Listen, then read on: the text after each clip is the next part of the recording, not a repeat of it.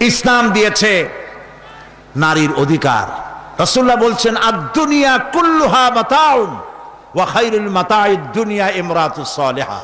এই পৃথিবীর সব কিছু হলো সম্পদ, তার মধ্যে শ্রেষ্ঠ সম্পদ হচ্ছে সালেহা, নেককারিনী, সতীসাধ্যী নারী।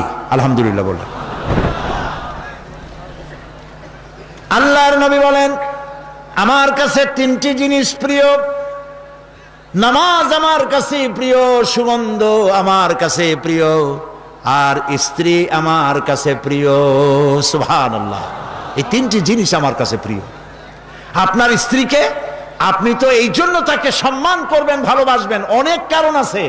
একটা কারণ তো এই, যেই রাস্তা দিয়ে আপনি জাহান্নামে যেতেন সেই রাস্তায় আপনার স্ত্রী প্রহরীর মতো রাত দিন দাঁড়িয়ে আছে, সেখানে